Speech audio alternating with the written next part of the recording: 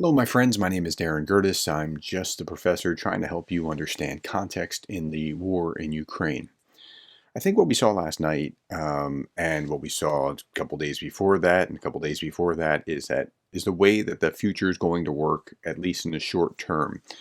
Ukraine keeps hitting these oil refineries, gas terminals, and other assorted energy structures within Russia. And Russia really does not have the ability to defend against it for a couple of reasons. One, they have their defenses moved inward toward Ukraine. And two, Russia's just such a massive country that it would be very difficult to defend everything.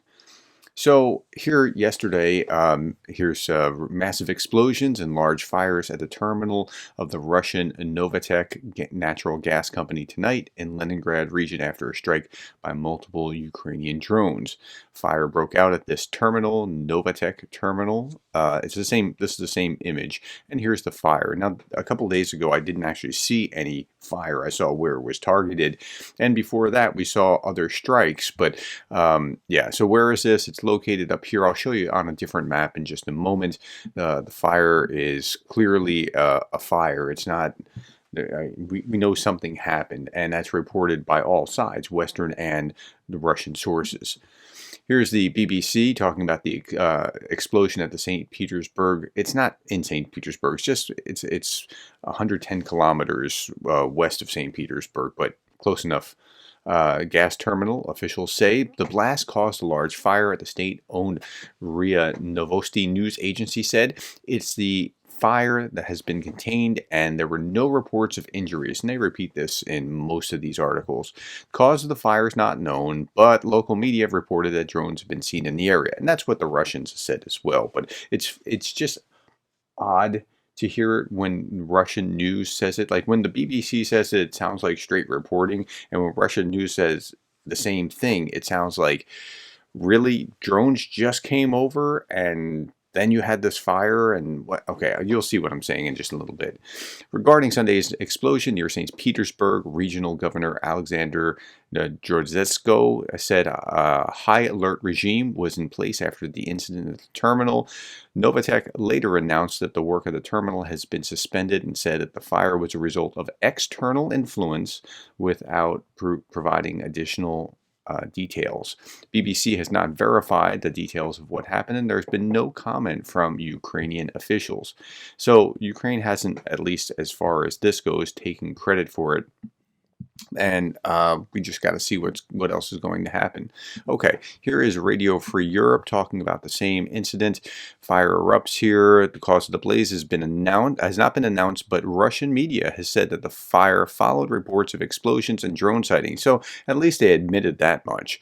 About 110 kilometers west of St. Petersburg, and here is the map of where it is. So if you look up here, this little area that's on the map, Ust-Luga, that's it. It's like right above Estonia. Let me zoom in a little bit so you can kind of get a feel for where. Here's the Baltic Sea. Here's the site of the gas terminal, and St. Petersburg is just a little bit further. Estonia is real close. Finland's real close. So you get a sense of where it is. Now, let's zoom back out and see how far that is from Ukraine. Ukraine's down here. It's up there. If it can hit this with drones, what else can it hit with drones within that kind of radius? And it's a pretty good radius. Now, hitting Moscow is going to be difficult because there's going to be air defense all around Moscow. But, there's lots of vulnerable sites, and they're hitting something that needs to make it difficult for the Russians to prosecute the war, so gas and oil and those kind of terminals. Here's TASS talking about the same thing. A high alert regime has been introduced into the district.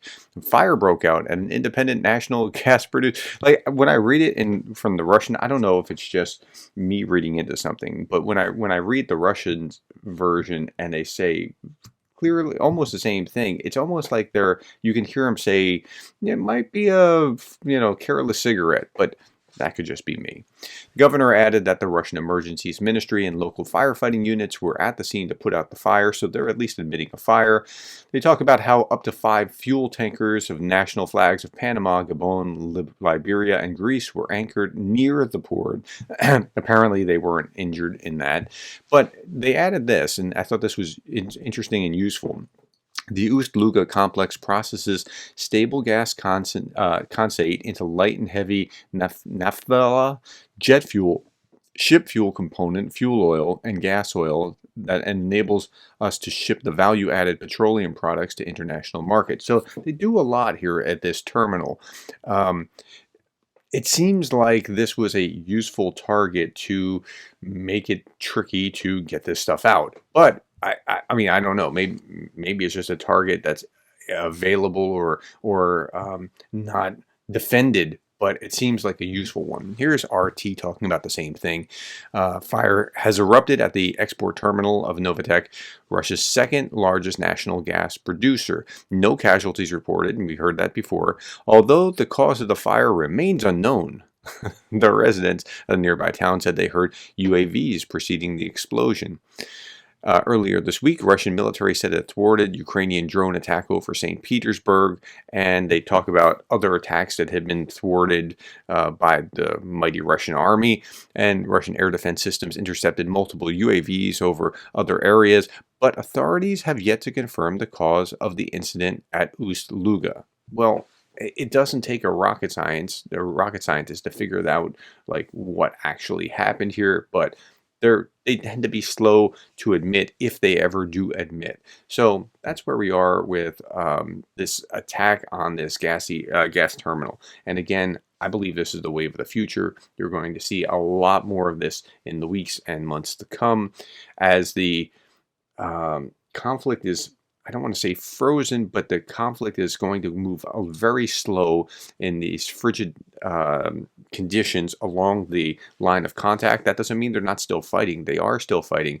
But as that happens, you're going to see more of this asymmetric attacks where Russia is just going to send rockets since they have them, and Ukraine's going to be fighting back with drones targeting all kinds of targets that I don't think Russia has the ability to defend against.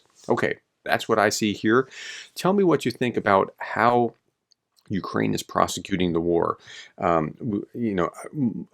Here's what I'm thinking. So I have trolls that will regularly in the comments below say things like, how's that counteroffensive going? Or, so the counteroffensive went according to plan, did it? No, it didn't. And we understand that. But precisely because it didn't go according to plan, now we're seeing the Ukrainians target things like ships in the Black Sea, oil and gas facilities in port areas that Russia probably didn't even think about having to defend before, but now they have to. All right, that's all that I have to say. Thank you for the likes, the shares, the subscribes, and thank you for being the kind of person that cares about Ukraine.